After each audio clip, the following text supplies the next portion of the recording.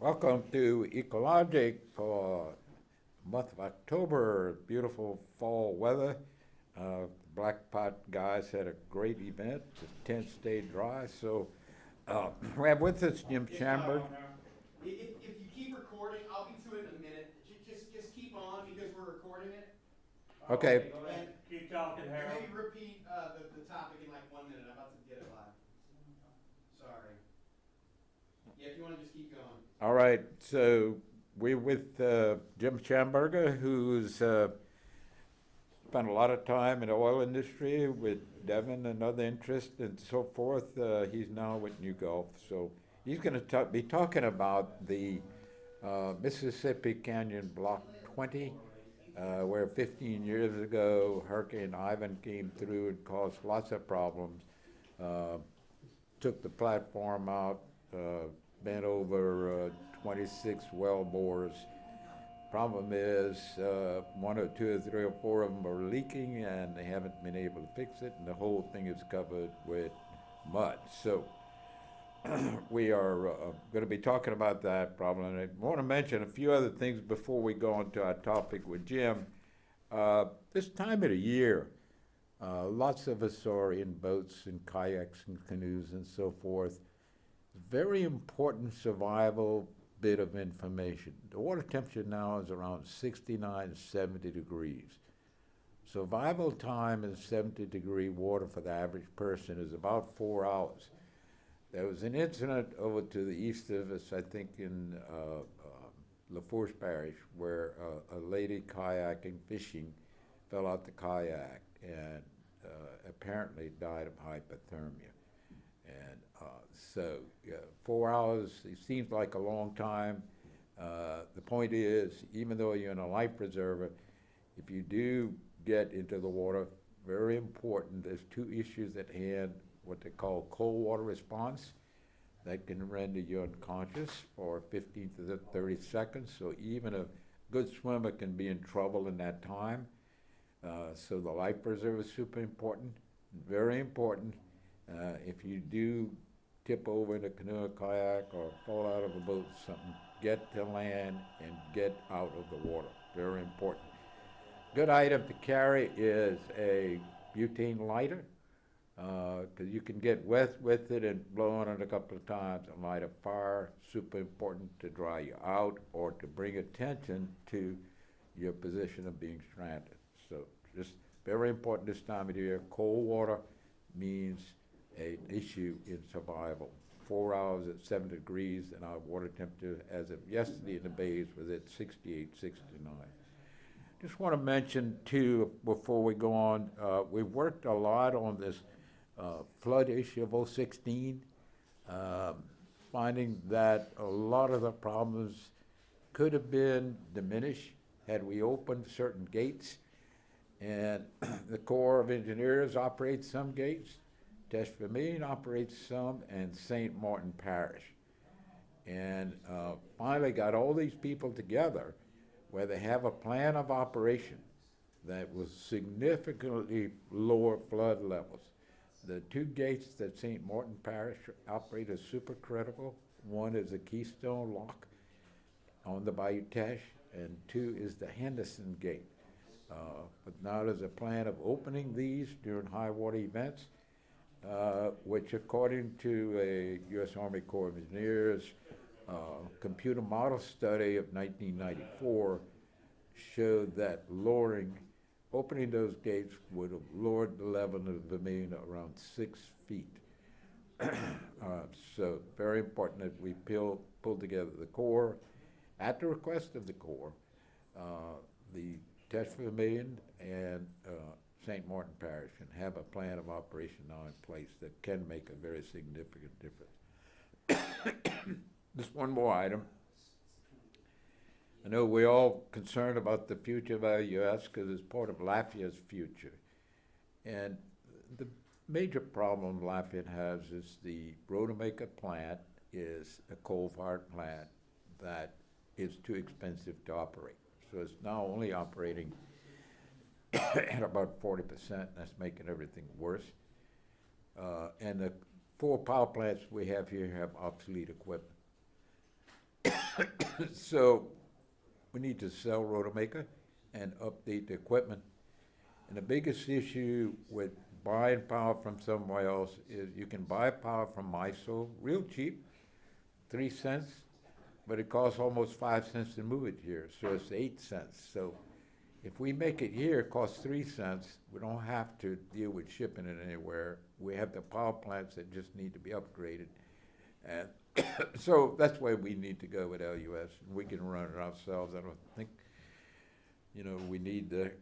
we have the talents and resources that have run it for 121 years. I think we can handle it for the next 20 or 30, 40 years. So with that, I'm going to let Jim tell us about the Taylor wells, excuse me, and what kind of a problem this is. And why it's become so important is the Wall Street Journal and New York Times both had big articles, and they're stating this is the big oil spill because of the time, 15 years of leaking at 800 to 1,000 barrels a day. It's the biggest spill than the BP spill. So Jim, share with us your thoughts on this. Well, basically the history of the Mississippi Canyon 20 production facility. It originally was Ohio, Arco. BP acquired the facility when they acquired Arco. And then BP sold the facility to Pat Taylor, Taylor Energy, who was producing the platform and doing exploration off the platform in 2003. Hurricane Ivan comes in, a pretty strong storm, did a lot of damage, infrastructure damage in the Gulf, especially the eastern Gulf of Mexico. It basically, the platform went over in 470 feet of water. It's a large 8-mile platform. The reason that the platform failed because the platform was built in a mudslide, a known mudslide area. The seafloor of the Gulf of Mexico is a pretty dynamic place. There's a lot of soil movement, subsea in the Gulf coming off the Mississippi Delta. There's a lot of dynamics going on there. There's a lot of accumulation of sediment on the original shelf, especially right on the edge of the shelf. And it creates basically similar to an avalanche situation when snow accumulates on top of the mountain. In this case, soil accumulates on top of the shelf, and it has a tendency to move. Well, a large volume of mud broke loose during the storm, and the platform was in the way, and the platform went over with 20 plus wells tangled up in the platform. The jacket and the deck were basically pulled off the wells and sent further down dip. The conductors were laid over, and then basically a large volume of mud came in and buried the conductors. It appeared that the subsurface safety systems were holding for a while. Now they're noticing that there is some leaking going on. It's been going on for years in small amounts and trying to quantify it. But now the industry and the government, the federal government, Bessie and BOEM, are putting a all hands on deck to go in there and mitigate the issue. It's going to be a very engineering intensive, operational intensive operation. The industry has capabilities to handle this, and it's going to be an industry solution to this thing. As y'all know, Mr. Taylor passed away several years ago, actually right after this had happened. Pat Taylor was also instrumental in setting up and funding the TOPS program for the kids coming out of high school, and basically giving them the opportunity, if they kept their grades up, to go to university level, get a university level degree. And that funding is still in place. So I mean, it was just one of these deals where it was Mother Nature got rough with this platform, and now it's going over. It went over. So there is a concerted effort in place right now to go out and mitigate the issue. The industry as a whole is looking at this very hard, as well as the government, the the federal governmental regulatory agencies, the Department of Interior, BSEE, BOEM, and the United States Coast Guard. So it appears right now that the industry is moving. They've been moving for a while now, even before the articles had hit the news. The industry as a whole has been looking at this thing and realizing there was a problem, and but they still had to go through the normal channels for legalities, because basically Taylor Energy owns this system and they're responsible for it. And the government has been negotiating and working with Taylor Energy personnel and their money, Miss Taylor, and basically utilizing their dollars to try to mitigate the issue. And now it's coming to a point to where it's going to take a much larger concerted effort to get this issue resolved, Harold. And as I understand it, these wells are all producing, 26 wells, and the theory is that you'd go into each well site with a new well and deplete the resource, taking the pressure off and taking care of it. There's different, I understand that there's different solutions on the table. None of them will be ruled out, and all of them might be implemented. The first one is to gain access to the original well bores and intervene on those well bores and kill the wells that way. There's also a plan on the table to... And that's easy to say, but you mean that would require a fixed platform or a They can do all that subsea, working off of floaters, and with divers, could be a sat diving operation and a dredging operation to expose the conductors, get the mud off the conductors where you can get. Now, mind you, there is probably more than 60 feet of fill or spoil on top of the conductors. And so You mean the old well bores? The old well bores, yes. So you got 60, 70 feet now. Can they go and this hydraulically withdraw that material, or can they go blast it with It's the super hydraulic. hose? It'd hydraulically go out and move the soils. They've tried they've made some efforts back in 04, Isn't this 05. stuff all coming back as you blow it away? Well, it is, but you've got to move it down dip, and there's a way of doing it. And I honestly, I think the last attempts were not robust enough to do what needs to be done. It's going to have to be on a lot grander scale to make this happen. And it's not going to be a cheap operation. It's going to be a very, very expensive operation that's going to have to be implemented. You know, the other plan is to go out there and basically possibly set another platform, drill new wells to intersect. Drilled 26 new wells. Now, haven't they drilled 10 or 12 of them already? No, sir. They went in with a rig and tried to. They intersected the well bores at depth and basically pumped cement into 13 of the well bores. In what they have accomplished already since '03, and they're evaluating how successful that was. But the remaining half of the well bores is still sitting there, and there is a noticeable leak coming up from the seafloor that is going to be addressed here shortly, from all indications. Now, as I understand it, when these wells become disconnected, so to speak, as occurred, you have a automatic shut-off valve system? All even on land and in the water, a lot of the companies have gone to subsurface safety valves, and basically they're a valve that's in place. Now, is that about 300 feet below the... OCS waters, they're a minimum of 250 feet below the mud line. Some are a little deeper depending on where they were set, but they're designed to where if something does happen to the facility, they automatically close. And we've had those valves are very dependable, and these valves are in place, and they have held on this thing. Now, there are some leaking going on, but there might be some mechanical issues with the wellbore due to the failure of the platform that could have maybe possibly compromised one or two of the valves. And that's where this leak is, and Right. are they according to Wall Street Journal, it's 700 to 1,000 barrels a day. I've read different. I've read different different groups quantifying the amount of oil. I think it's an intermittent flow. Some days it's less, some days it's more, I don't think it's a consistent 700 barrels a day right now. But it's. I think the platform. The facility itself is. It needs to be addressed because it's still a considerable amount of oil getting into the Gulf.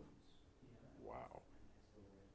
Now, if they set up new platform and drill these 26 holes, is there an opportunity to produce a lot of oil? These are all producing wells. Depending on the amount of volume and the attic positions where they would intersect to basically get above where the wells were currently producing from, to where they can sweep the intersect from the old wells with water, salt water, and push the oil and gas further up and produce it. There will be some production out there, but the intent is to basically mitigate the leak to where if one of these old wells do fail, that instead of having a hydrocarbon flow, you'll basically have a seawater flow coming from bottom. Now, legally, I guess when you have a lease in the Gulf in federal waters, as long as you're producing it, you own it. Yes, sir. Nobody, the lease has Where's the expired. legal status now? Then The haven't lease expired. has expired. It has It expired. has expired, yes. So they're no longer producing. No, Oh, the oil's going out, but they're not collecting it and selling it. right. So it's no longer, so now it's strictly in the hands of, I guess, BOEM, Bureau. I think it's technically Ocean still in the hands of of Taylor Energy and that group.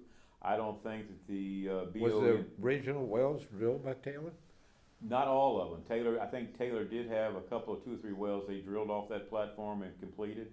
But the wells were drilled by Arco, Ohio over time. It's had a menagerie of owners prior to Taylor Energy having it.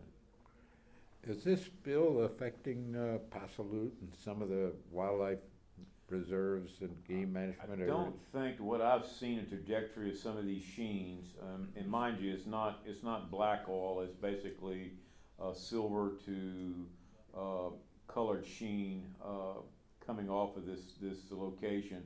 Most of this appears to be moving toward the west, southwest. What I've seen, I have not heard of any indication that So it it's is not all going towards the the beach. wildlife reserves and No. the delta No. marshes and so forth. So it's going away out Right. into really deep water. It's going out in deeper water, but it's also it's not like the Macondo where you had visible crude oil on surface. This is more of a A sheen sheen.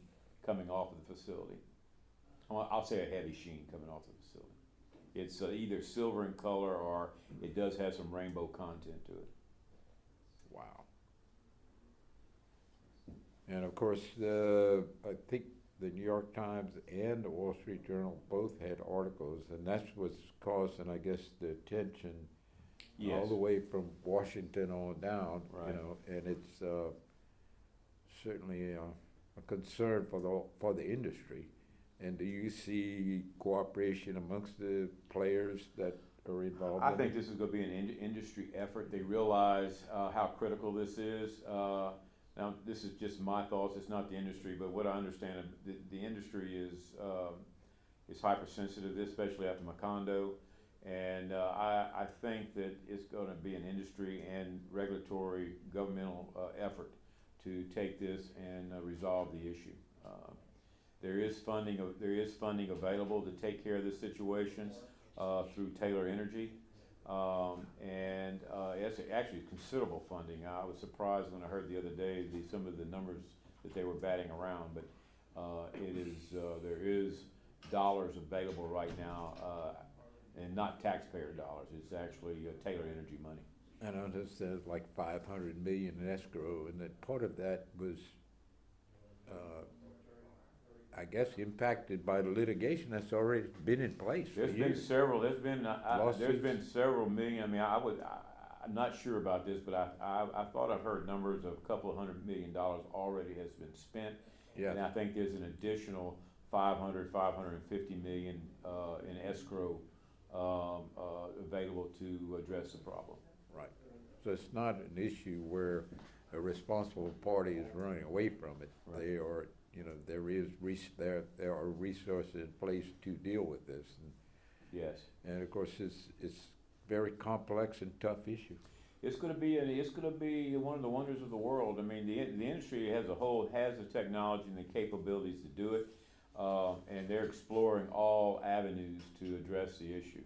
I know for a fact of what I know that some of the communication I've had with the regulatory agencies and other industry people that it's all hands on deck, and they are definitely addressing the situation. Am I simplifying things too much to think that you could grab on to these well casings and put a big old crane and just lift them up into clear water? Is that? Problem with it is that Would you break them doing that? You break them doing it, and then you expose yourself to even more pollution. Really big spill. Big spills. Now Devon had a lot of hurricane recovery operations going on. We had a lot of damage in the Gulf. Didn't y'all lose whole pipelines? We lost pipelines, we and lost rigs. platforms, and we lost facilities, and it was a tune of about $1.4 billion in hurricane recovery that Devon came out of pocket on to. So in your past experience, you have dealt with very similar issues. Similar issues, down wells, subsided wells. We developed techniques over the years to access them and gain. We had no lost time accidents in anything we did. We also had zero discharge and intercepting these old wells that were laying on the seafloor and downed.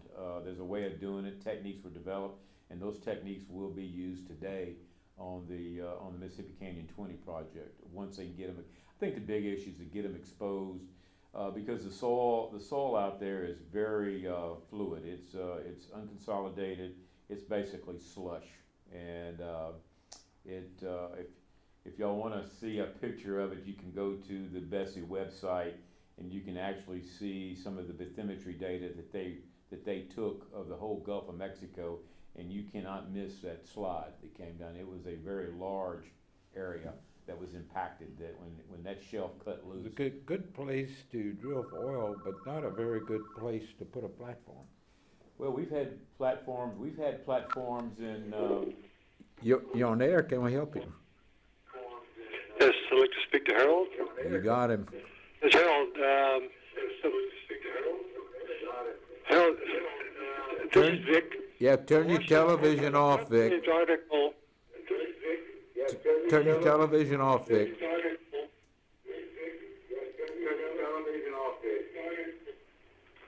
All right, now we can hear you. Okay, the Washington Post had a front page article on the Taylor well and how threatening it is to the whole Gulf, and I have not seen much in the Louisiana papers. Can you explain the cover-up over here in the state? Well, I don't think it was a cover-up. The papers are very friendly to the industry, but the papers are so lousy on reporting everything. I wouldn't say that, you look at my newspaper today, there's no news in it.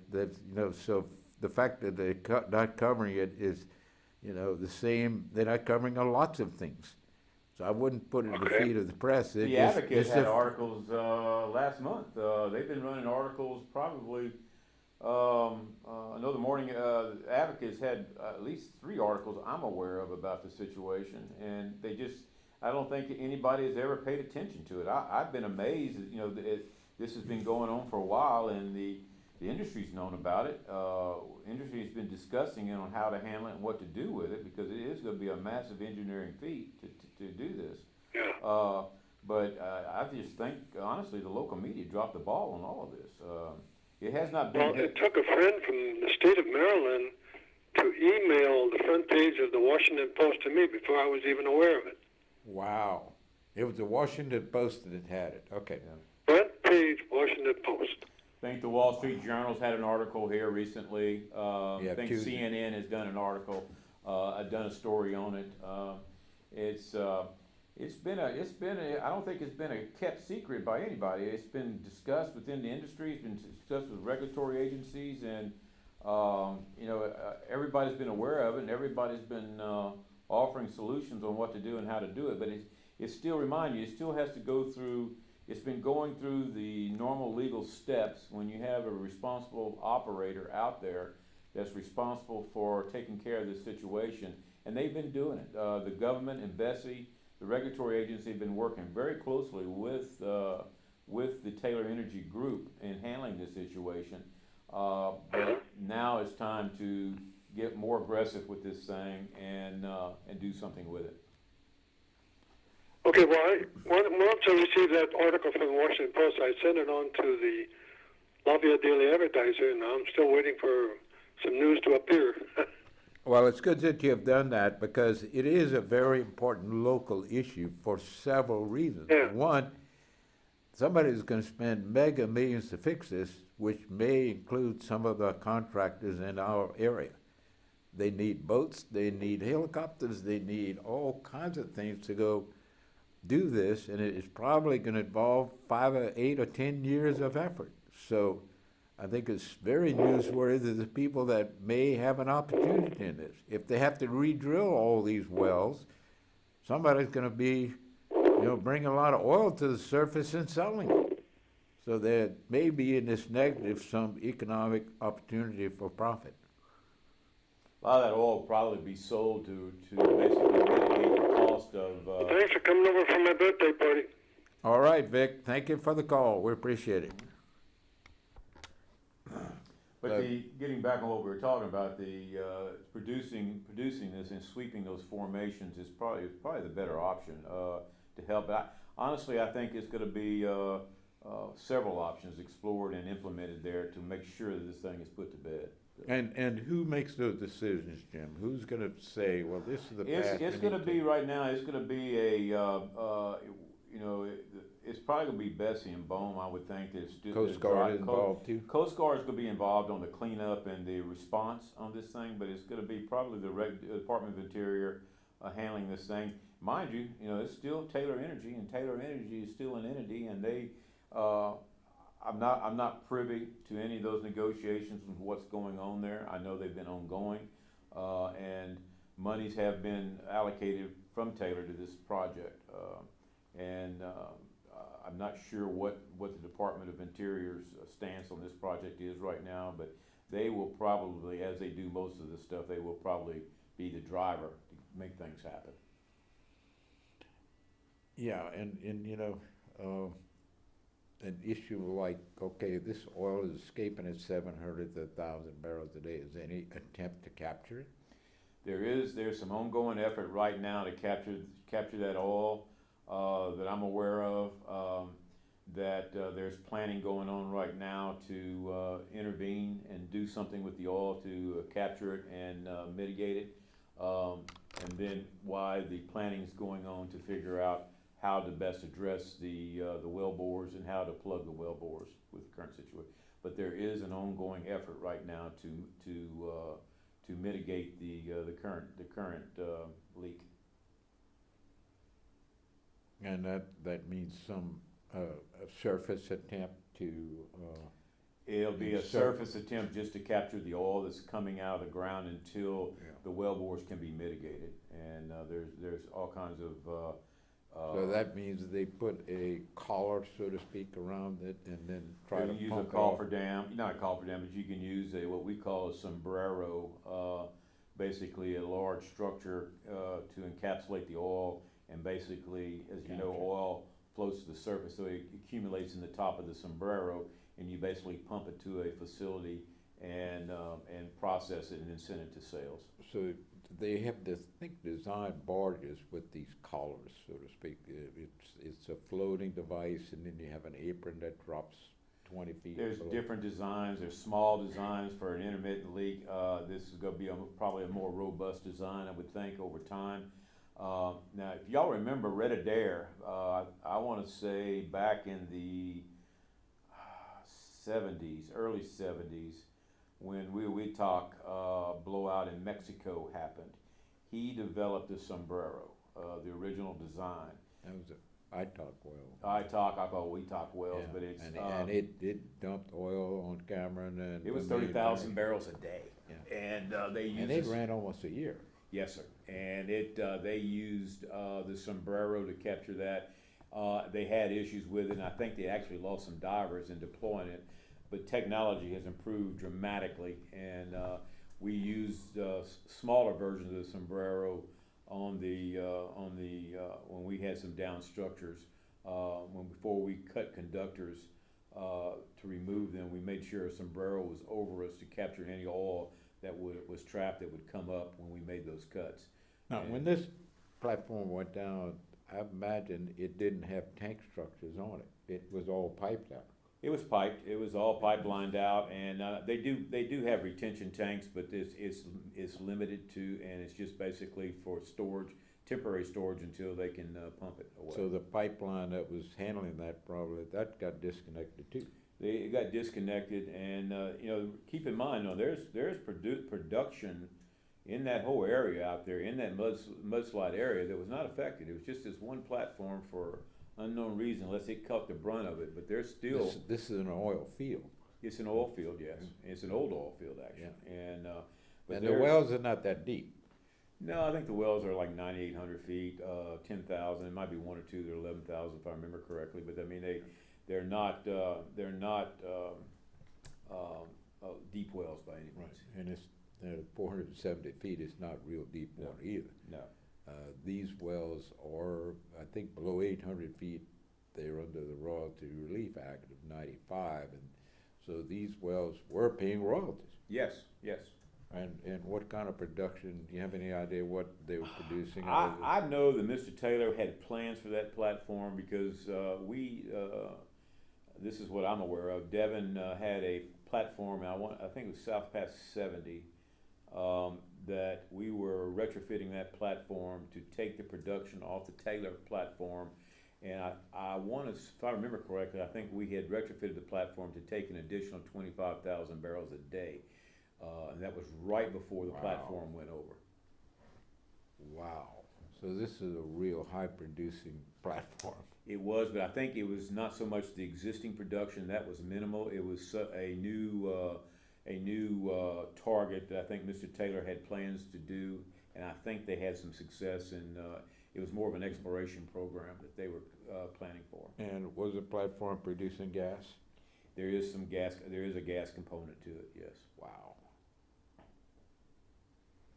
So and if I remember correctly, I think most of this oil is some oil out there. I want to say it's like 32 gravity, but there was also some condensate production too in the process.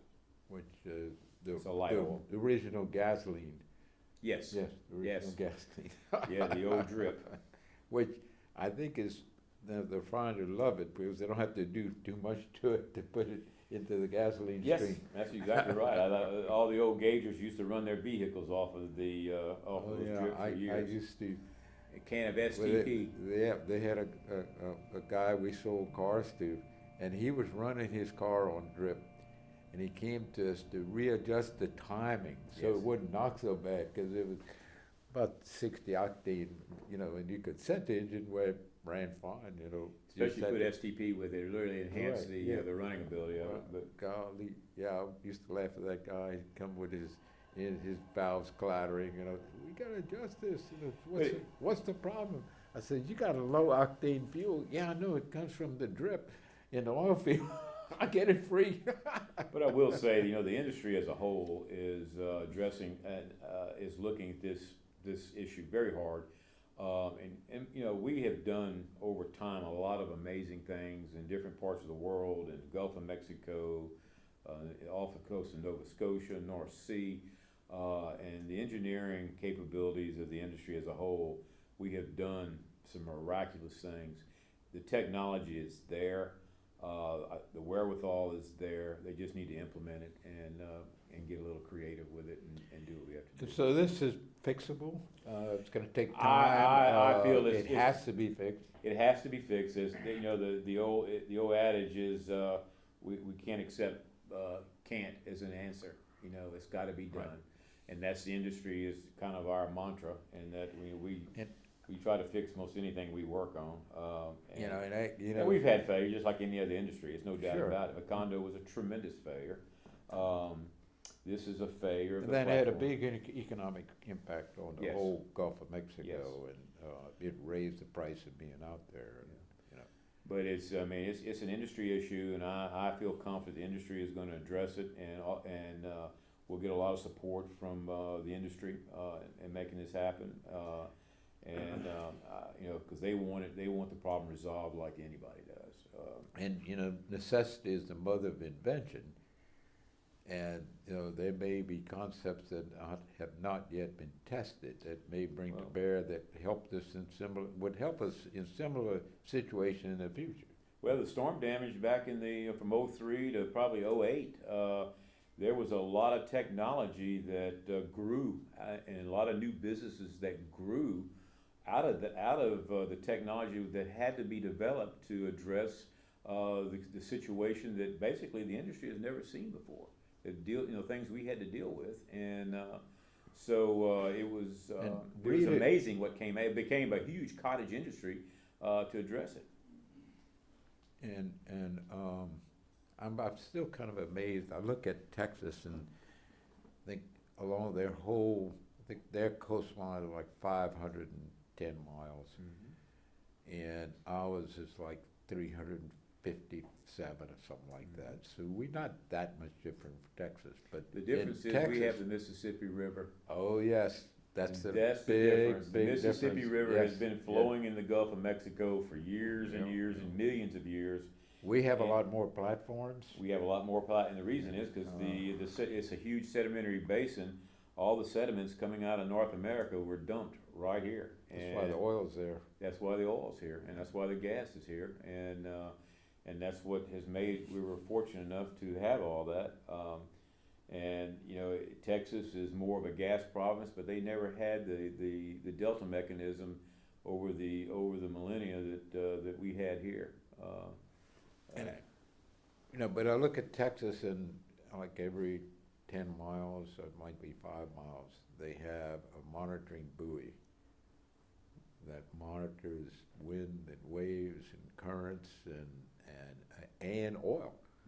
And their theory is that whatever an oil spill is, your resources to address it are limited. And if you know where it is, and if you got 5 buoys go off, you have a big issue to deal with. If one goes off, you may have somebody, dumped a gallon of oil overboard when they're changing. Texas has always been proactive, whether it's highways or buoys. That state operates very efficiently compared to most. Unfortunately, Louisiana has always seemed to be behind. I'm going to be kind about it. They seem to be behind the 8 ball, and when we had the capability of being. You can look at their highways. You can Yes. look at their electrical generation. They have a public grid. They have a free market. You can buy on a bid basis power from anybody that makes power, and so as a result, their power is much cheaper than ours. They're aggressive, man. It's pretty impressive. Very involved in renewable. They are 16% wind right now, which leads the nation by far. Half of the wind power in the country is in The Texas. sad part about it, we have wind offshore wind here capabilities, and it doesn't seem to be exploited right now. And We have the gold mine of wind in coastal Louisiana, and that's as a result of a study done by Stanford University in 2000 to 2003, where they put about 1,800 wind monitors from Key West, Alaska to Hawaii in the water, near shore and inland. And they categorized the wind in 7 categories, with a category 7 being a premier site. And there's only 23 of those in the entire nation, and 7 of them in coastal Louisiana. Yeah. As a state, we have literally the gold mine, and the top wind resource in the country is that Southwest Pass right near where this well is. Well, we also have the infrastructure and the engineering and the support capabilities to handle that. It's just another offshore business. We have the boats, It's an we have the opportunity. fabrication, we have everything here, and we seem to be missing the boat on it. We're very much missing a boat because, you know, the question in the, you know, oil industry is somewhat like the railroad guys, you know. The railroad guys thought they were in the railroad business and failed to realize they were in the transportation business. Mhm. So they fought the pipelines, which was kind of silly because nearly anywhere you wanted to put a pipeline, the railroad went. You're on air, can we help you? Yes. I know that we've been drilling in the Gulf, or we've been drilling a well over here since maybe the 40s, the 50s. 1946. Is this a potential for other pipelines and rigs and things? Yes. It's still, you know, basically the Gulf of Mexico, as we know it, was basically an oil province, and that's what we were producing with some gas. But the Gulf of Mexico is actually predominantly a gas province, and the industry and the world is moving away from oil and moving to gas. Via the new refineries going in are going from gas to liquids, and that's a big push right now. A lot cleaner product. So we're making a natural transition from coal, oil to now we're Natural moving gas. toward natural gas. Well, thank you so much. Well, no, but that's still not answering my question. We've got all of these pipelines out there that have oil in them, and when you have a hurricane that comes in and rips them up out of it, is it not leaking oil?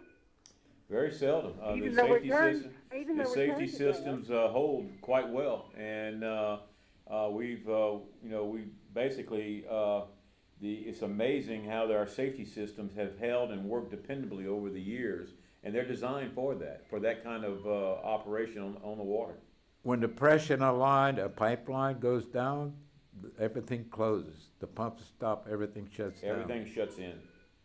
Those are automatic. And So- even the safety valves on these wells on the Mississippi Canyon 20 did their job. They're holding, and there might be some other issues going on there, but they have the safety systems we have in the Gulf are quite effective. Of course, those safety systems are on land also. So thank you so Yeah. much. Okay. You're on the air, can we help you? You on the air? Trying to catch that call, it's not coming through. And there it is. You on the air, can we help you? Oh, Harold, this is your fan of 20 years, Vic. With all these wind energy possibilities, why are there so many obstacles, or what is the obstacle? The wind industry, well, it's the way we're structured right now, because I think Harold can answer this better than I The can. big issue in Louisiana is selling it, Vic. We are under the control of the Public Service Commission, who is heavily influenced by the generation industry. And they don't want wind energy to come and compete with them at much lower prices than their big coal operated facilities. Louisiana's still about 40% coal, probably 20–30% nuclear, and the rest gas. And you know, the big issue is selling it. You can't get it. One, you can sell it, but you got to use their lines, and that's the problem with MISO. We buy power from MISO for a little over 3 cents, but we got to use CLECO and Entergy and whoever's lines, and they own, of course, they have a fortune invested in it, and they charge a lot more to move the power than buying the power. It costs almost 5 cents. So you could get wind energy going, but you got to use their grid system to move it to the need area. And you're going to pay to the point where it doesn't make any sense to put this wind farm in. So those things have to change before we can put renewable energy seriously in Louisiana. And in Texas took over the whole grid. And renewable energy has a priority hookup. So they hook into the system, and you know, they can move the power, and they have direct current transmission in Texas, which we don't have in Louisiana. So That cost of moving power is enormously less. It accommodates renewable power very well. We just don't have that in Louisiana to make that happen. It all turns on dollars and cents, and you can't put wind turbines in the Gulf if you can't sell the power profitably.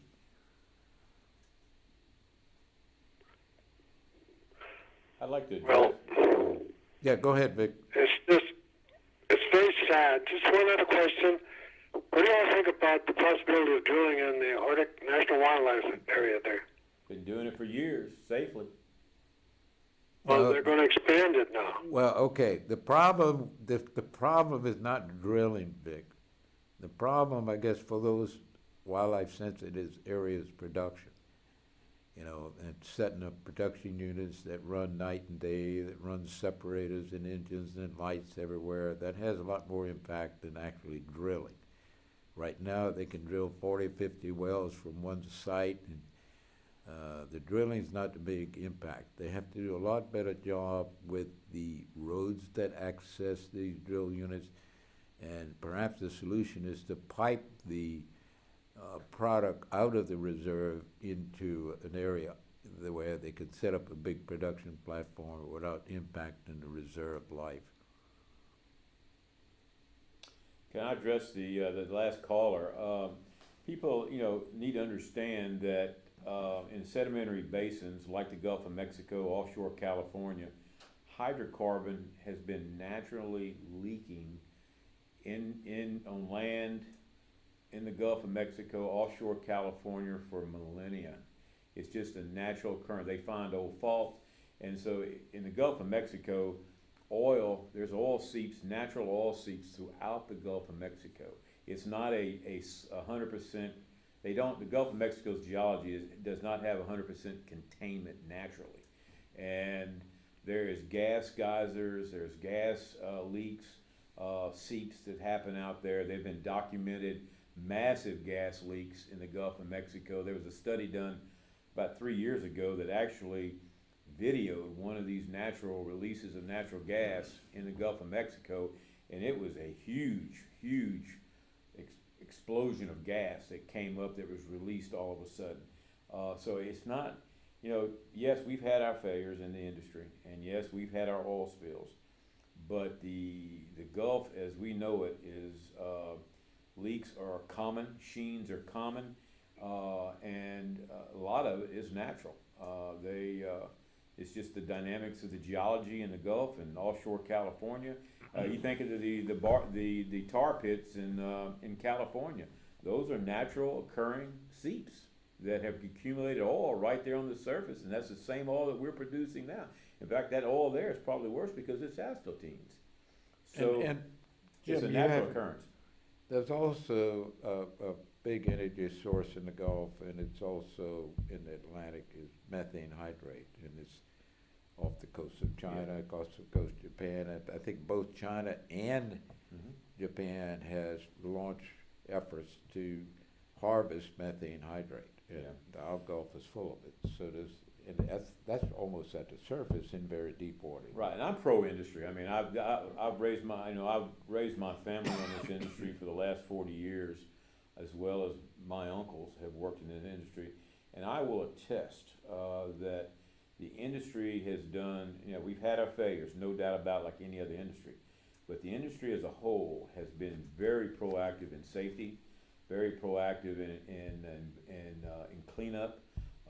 We have what we call the Clean Gulf policy, where nothing goes overboard, no debris, no hard hats, no junk, and most of the debris we're seeing in the Gulf of Mexico is not coming from our facilities. It's coming from boats and recreational boaters and all over the country. All over the country. So we were on the beach with the scouts last year, and we found a big trash bag.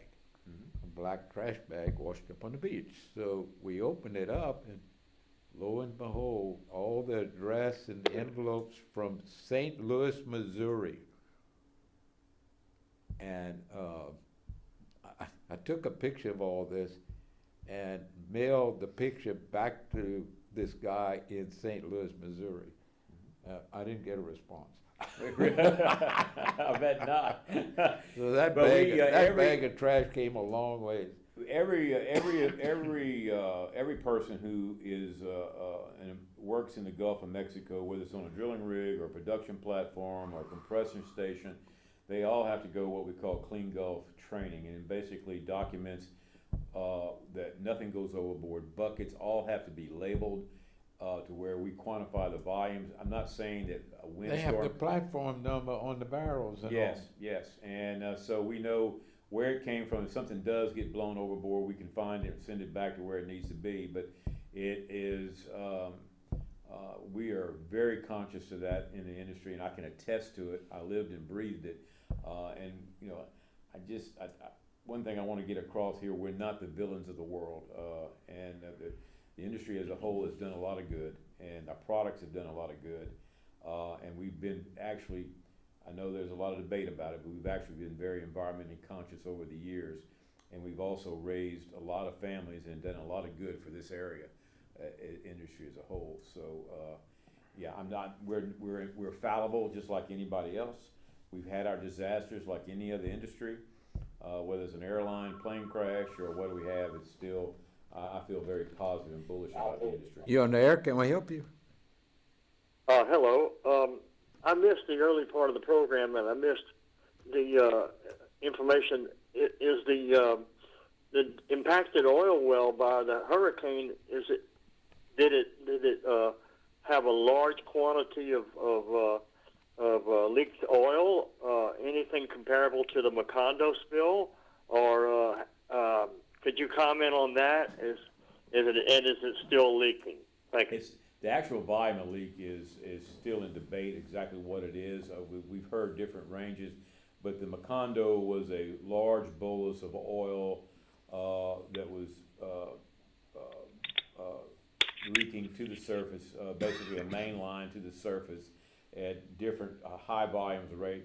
This has been a slow leak. I think the accumulative effect over time has been there's some oil there and condensate there, but it basically it's just a factor because it's been what 15 years since that event, and it's been I'm not even sure if it was leaking up until maybe 5 or 6 years ago. I'm not sure actually when they actually defined when the leak started. I think I started hearing about it 4 or 5 years ago first, because initially, evidently, it was leaking. If it was leaking, it was very, very small. Right. But they started noticing it, I think, from helicopters, and people started noticing it. And but Now, let me ask you this: in this case, the safeguards you were speaking about earlier were impaired as well. Don't know. I don't know the dynamics exactly until you get in there and see exactly what happened or try to understand what happened. But in past events that we've had on producing platforms, the subsurface safety equipment that we have in those wells, the valves that we put below the mud line that are designed to shut the well in case of a massive failure like this, have all worked. They test them regularly. They document that testing. That's just not PR. That's actual fact, and that can be that documentation can be looked up. But the problem is that this was such a big event. You're dealing in 470 foot of water with an additional 100 foot of riser above the water line into the platform. And when this thing went over, there's a lot of dynamics going on there. Tubings could have parted below the safety valve. Casings could have parted or ruptured. There's a lot of things going on here because it was a very large dynamic event that happened when this mudslide came through. And Now, if I can might have interrupt. missed.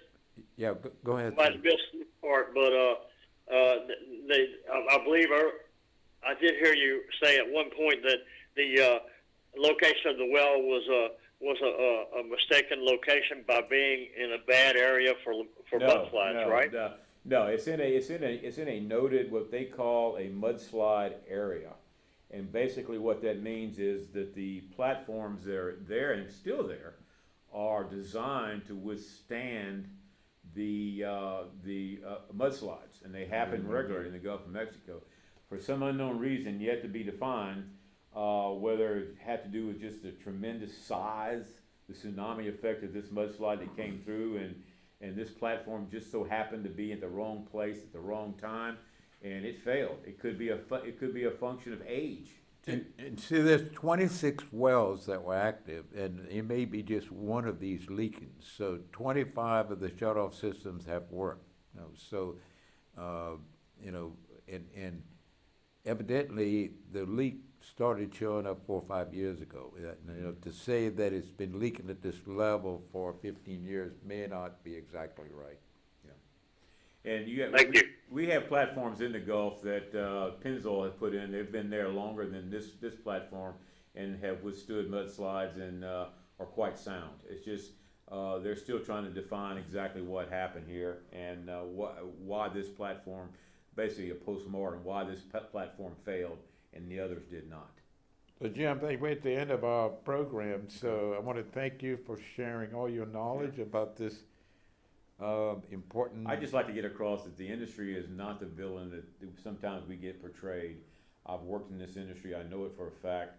I'm an Eagle Scout here in town. I've lived in Lafayette my whole career. I made my career here, and I just wanted to get that point across that this industry is not the villain that people portray us to be. I promise you that. And this issue will be resolved. It So will with be that, resolved. I guarantee it. And I think, the fact that it showed up is All right. great.